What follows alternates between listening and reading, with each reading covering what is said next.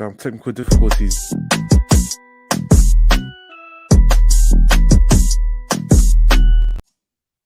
You know what's funny? I was just vibing to it and nothing vibed. Yeah, but I just remember that's even the wrong intro, anyways. So Hey, listen, this is what happens when you got live in it. You can't edit none of it and be like, yeah, yeah, I'm a changing up in it. It's one take yeah. only. But for anyone who decides to watch it, yeah, you're gonna get the correct intro now.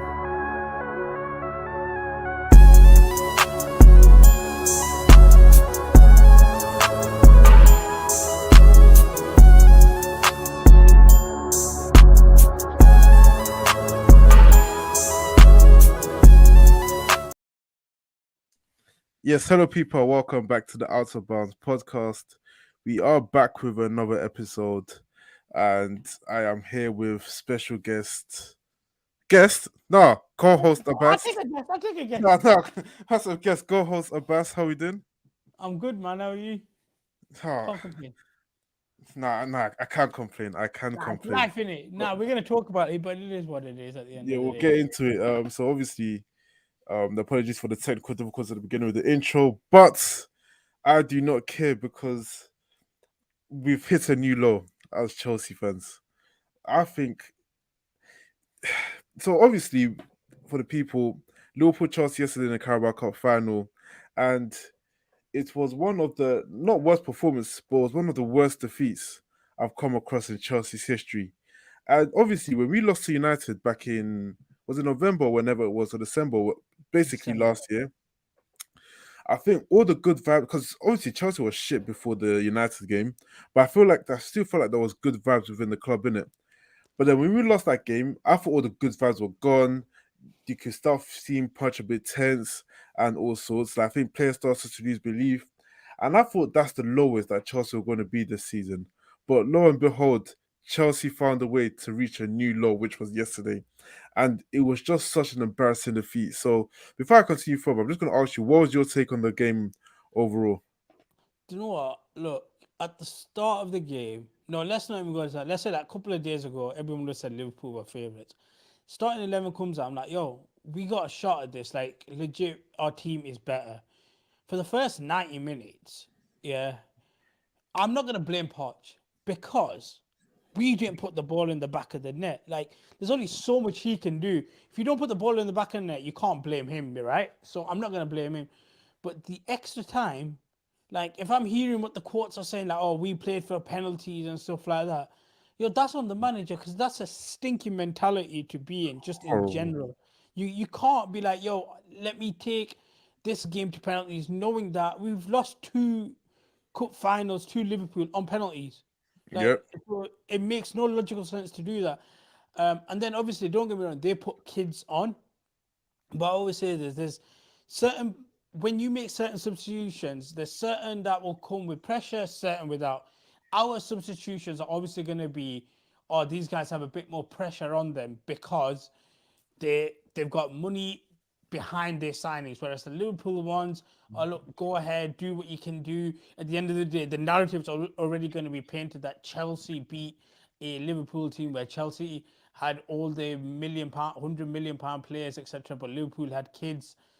And if anything, what they've just done is the fact that Liverpool won the game, they flipped that narrative. But if you really look at it, the goal scorer was a 30-plus-year-old £75 million defender. The guy that crossed the ball in, I believe, was Simicast. He's like 26, 27. The youth wasn't there. They were just there because they had no alternatives, type of thing, realistically. So it wasn't the fact that kids beat Chelsea and all that rubbish that's been spouted about. Because, again, we have kids. Our team is kids. Like Yeah, any but other I team. disagree are kids. with that. Go. I disagree from the standpoint of yes, I think because obviously I think on average our team was younger anyways. But the thing is, with our quote unquote kids, these are players that are playing the Premier League week in, week out. Some of the Liverpool players that came out are championship players. So so obviously coming into the game, obviously you think you're playing Liverpool, Club Plus C, you're not going to win. But then when you start seeing the lineup they put out and you start seeing the bench they have, you think if you look at the last six finals that we've lost, this one is the one we had the best chance of winning, in my opinion, because especially when Yeah. Ryan I couldn't say his name, but went Gravenberch. down. yeah, Gravenberg, and they had to put the right back and right wing, and you're now having like more youngsters, and not now youngsters in the pitch, youngsters in inexperienced positions as well. Like Mudrik being 22 and one of their youngsters being 22 is not the same because these players are not playing week in week out, so they're inexperienced, and you can see that the game was there for us for the taking, and obviously I was with your mentality in terms of like I'm not gonna blame Poch because we didn't put the ball in the back of the net till I heard these quotes after the game.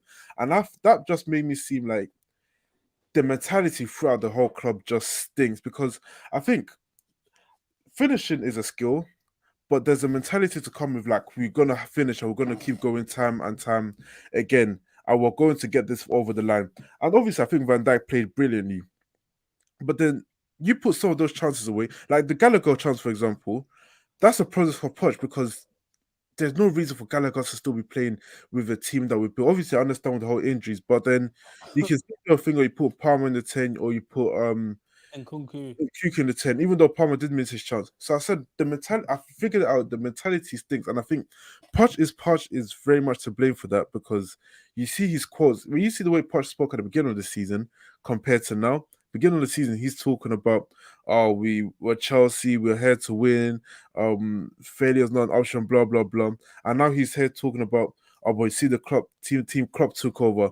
Oh, we need time. We need this." So his tone has changed, and I think the biggest issue has now come, and I think we saw it for Arsenal for a number of time, and we also saw it with Manchester United. The owners are letting the mentality stink as well because, and it's all good spending money. Like Chelsea spending money isn't an issue. Like you can spend £1 billion, but as long as you don't have the mentality, the rebuild has been shocking. And I know people want to talk about, oh, but we've bought kids and these are the future, and whatever, but we're not in a time where we have patience as Chelsea fans.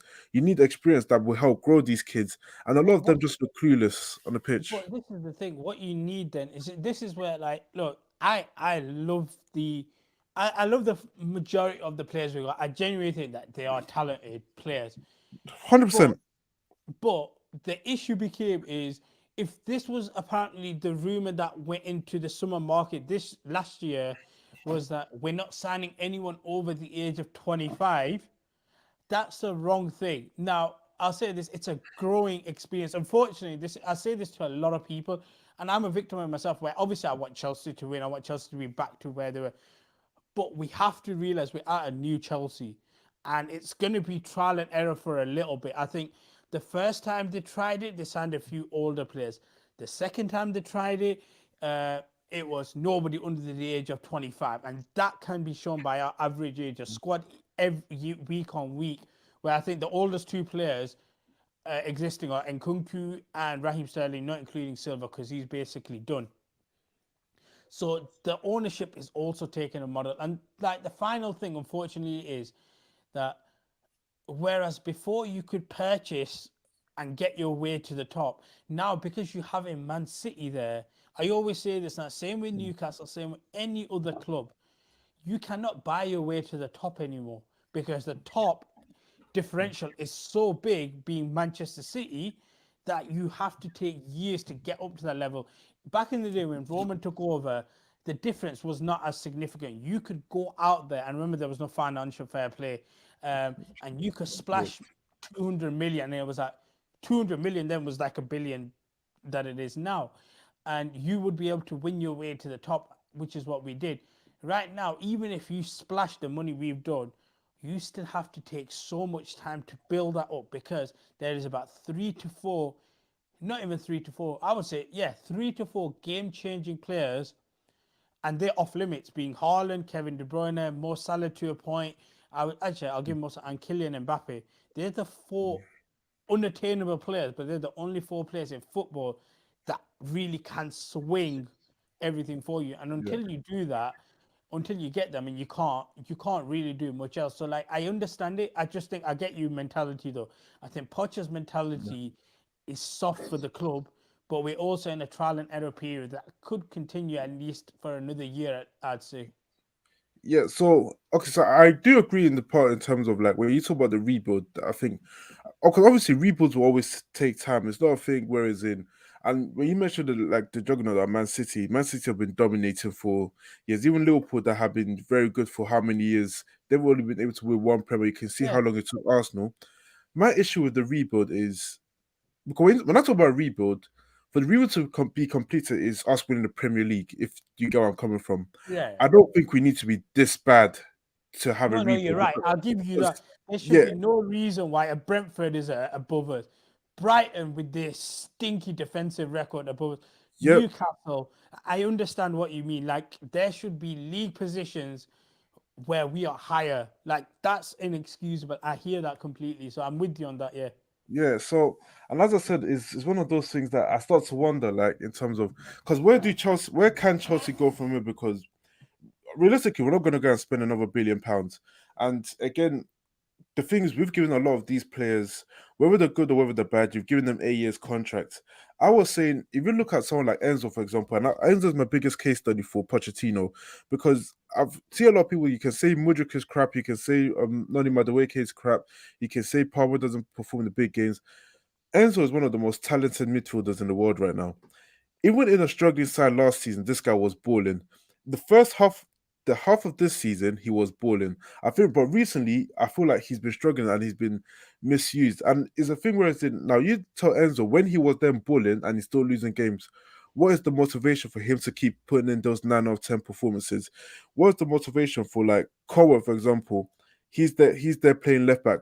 You've given him another 6 year contract. Like all of these players are on like 8 years contracts.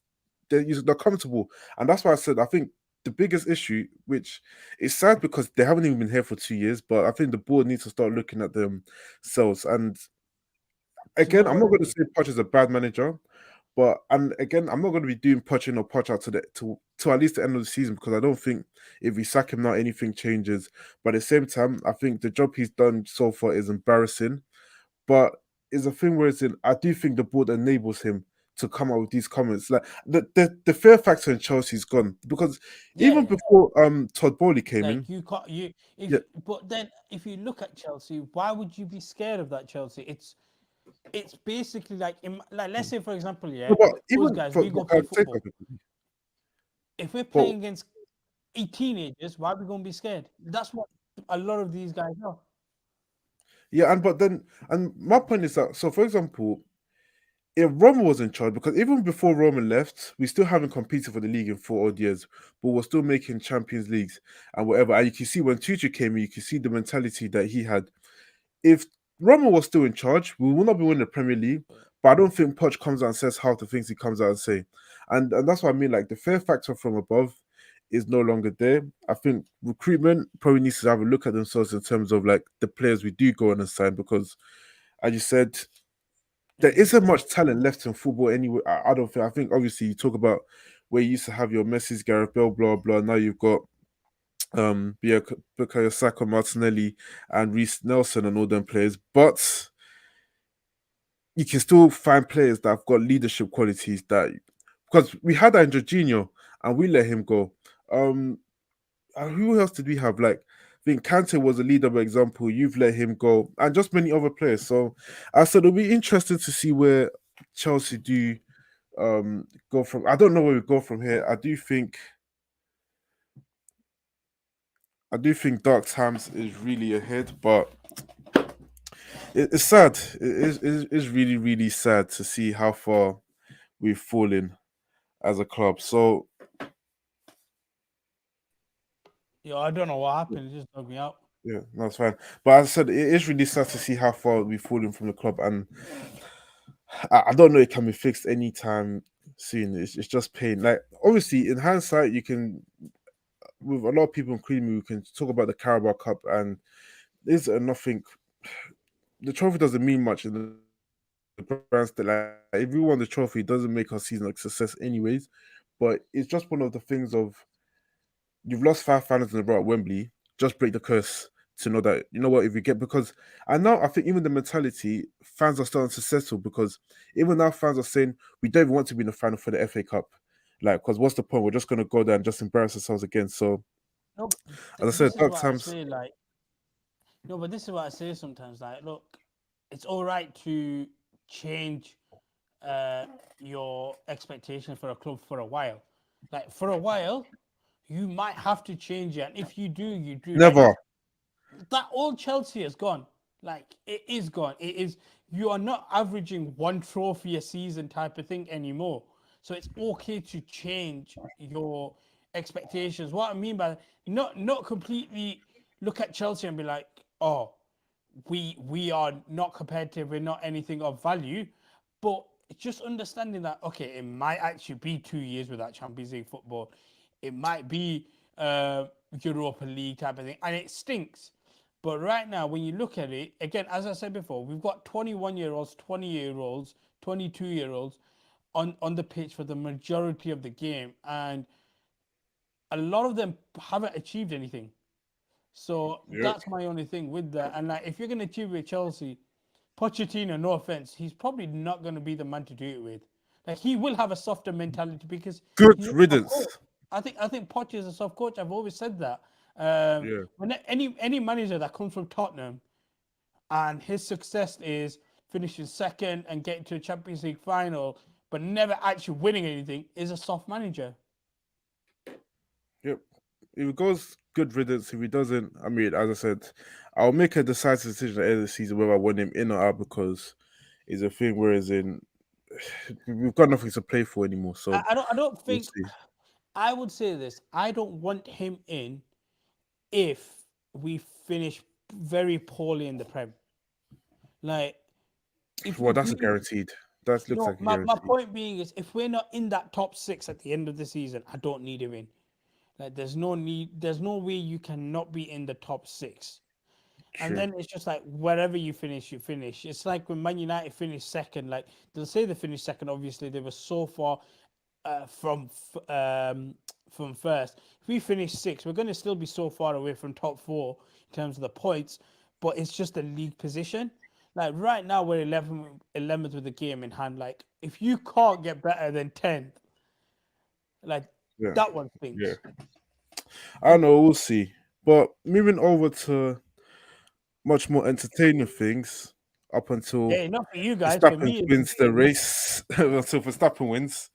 Formula One is back this weekend, and you know those famous three words is race week.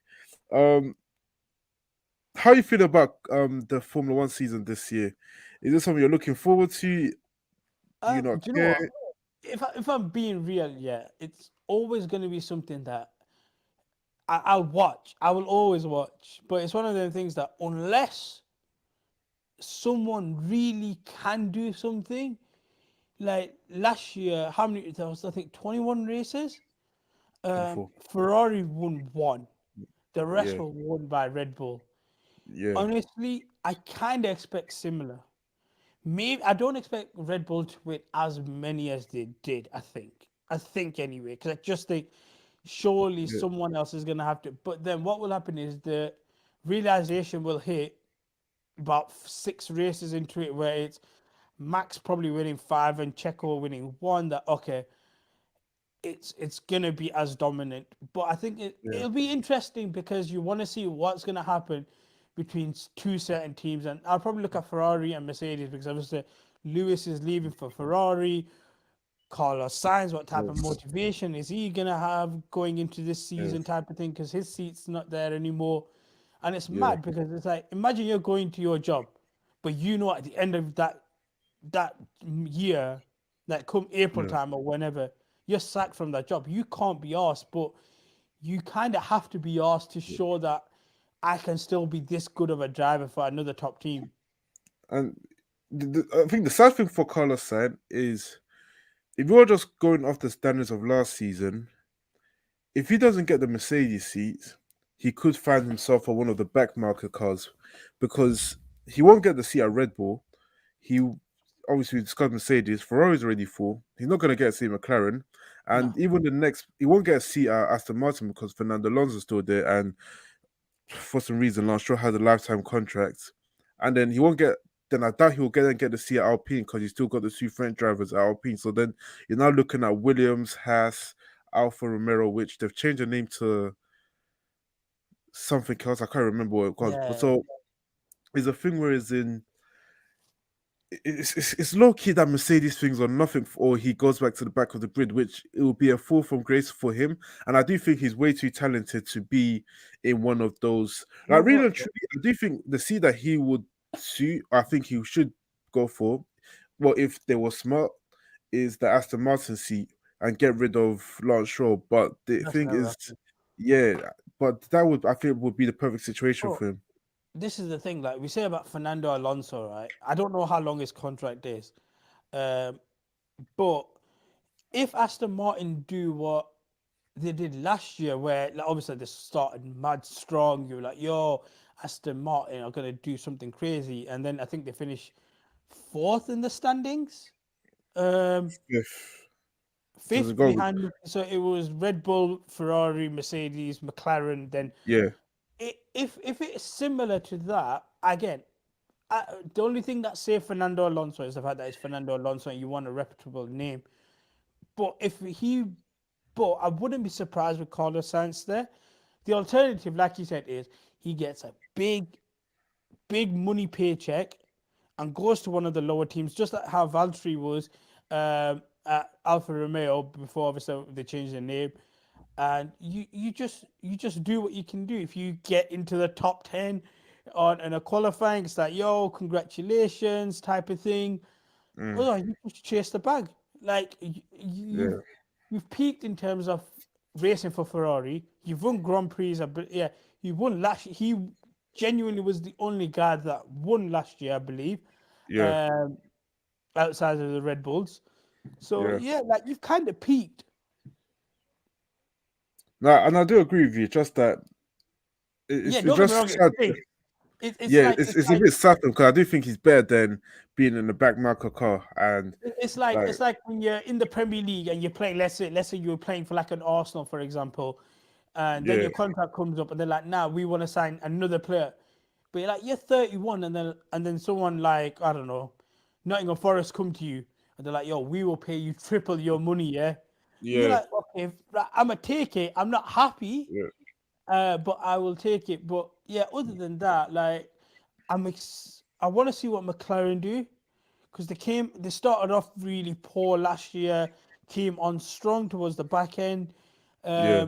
But yeah, for me, I'm super interested to see what happens with Ferrari and Mercedes realistically because how much like I think Mercedes still love Lewis, but Yeah, how much are they gonna give more priority to George knowing that Lewis ain't there? Like at yeah. the end of it, it's still a business.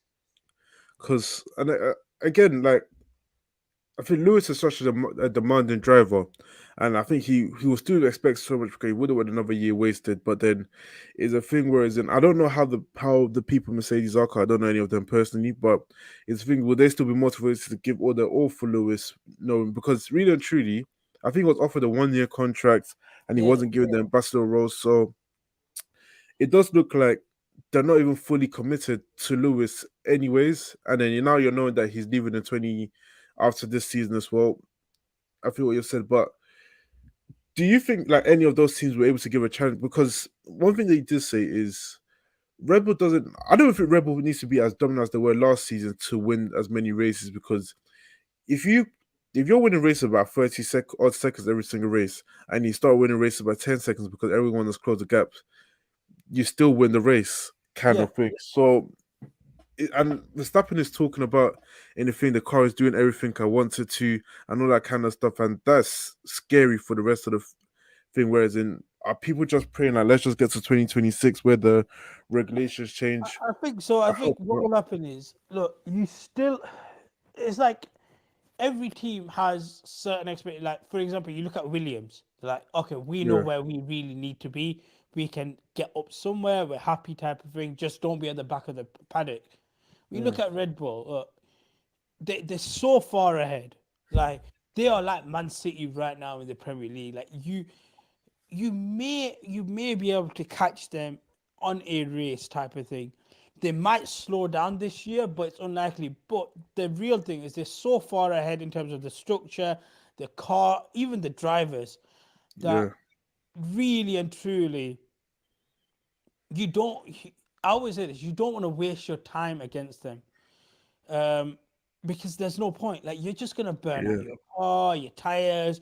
They will naturally just have the upper hand. Now, don't get me wrong. If there's 5 laps left in a race and Max is third, then yeah, by all means, give it your best shot. Try to beat him yeah, because you've got a good shot. But at the end of the day, like Max being at the back of the grid, Max being 10th, it makes no difference at the start of a race because 90% of that battle, them teams don't want to force it because they're wasting their time against the real battle, which is either in front of them mm, or behind them, and they're gonna let him go through. So, like, if you want my honest opinion, look, Red Bull are probably gonna dominate as much yeah, as last year, and then yeah, we'll see what happens going forward. But again, like until I see it, I yeah, can't go against my boys. And like I said, I'm happy. I've sat through it, and I'm not even a Max guy. I'm just a Red Bull guy in general. Like I was mm, there with Ricky when Ricardo was doing his thing.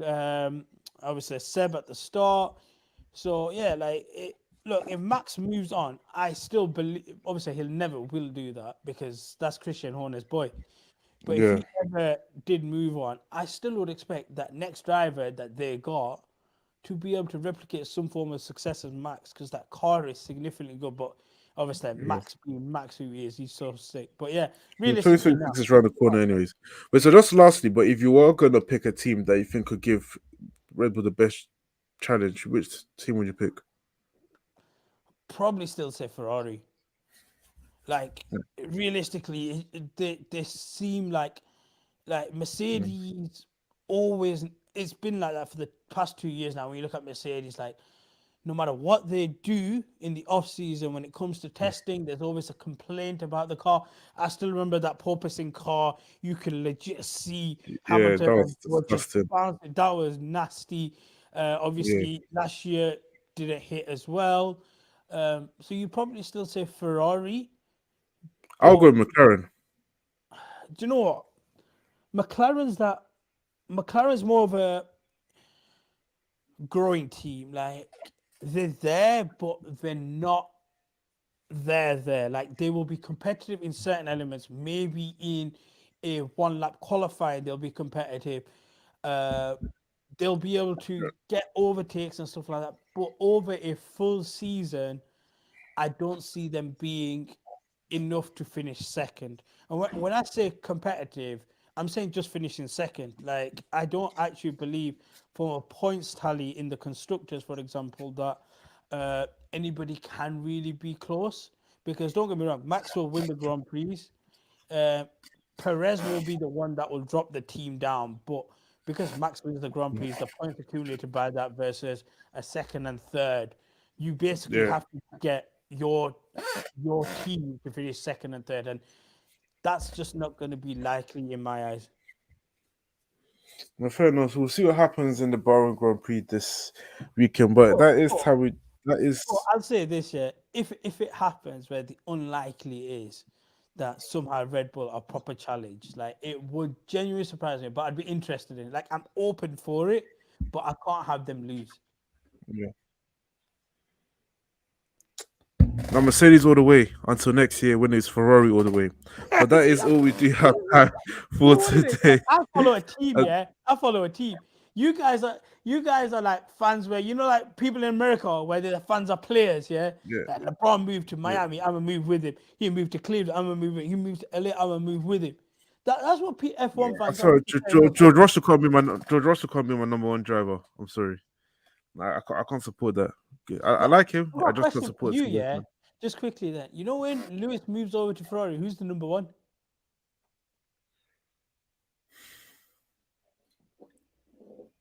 Damn, I did. That's difficult because remember we were talking about how Mercedes have no number one last year, not in 2022 before Hamilton took it. This even worse because Leclerc is better than George Russell, and Leclerc has been there for a number of years. He still talk about want to win a championship. He's loved by Ferrari. Like some Ferrari fans still hate Lewis because of his Mercedes time. So I don't think there'll be a number one, but I do think Leclerc will be more favored. Because do you know the way I look at Leclerc is the way I look at Lando at McLaren. That whoever comes in, like they love Lando because of how great he is, type of thing, or he has that potential to be. And Mm, that's the way I look at Leclerc at Ferrari. Like whoever comes in, like we still gotta back Charles Leclerc because we yeah, can't risk losing game. Like they can risk losing Carlos Sainz, they've already done it, but they can't risk losing games. So that, if any, yeah. that's probably going to be the most interesting battle the year after because I think they might still favour Charles Leclerc, but especially when it comes to it, Bottle Jobs FC, yeah, who put that up? No, one of my boys. He thinks he's funny. But yeah, nah, I agree. I think Leclerc will be loved regardless, and I think the fans will still pick Leclerc over Lewis because, especially like years of loyalty, where you could argue he could have potentially gone to Red Bull, or whatever. But I don't know. I'm interested to see how the dynamic was, and I'm really looking forward to the 2025 season to Bro, see you if skipped a full Lewis can season, help. bro. Huh? You skipped a full season. Yeah, no, because I mean Lewis the Red. That's what I'm looking forward to, and especially with the last year of the regulations as well. So hopefully that's like 3 years of teams to put everything they've known together to actually give Red Bull a proper challenge before the regulations change. So yeah, fuck the season, man. 2025. I'm waiting. So, but yeah, as I said before, that is all we do have time for today. I see below thoughts on all social media platforms: TikTok, Instagram, YouTube, and Twitter at @ourbuzz_UK. And thank you for tuning in. And until next time, safe.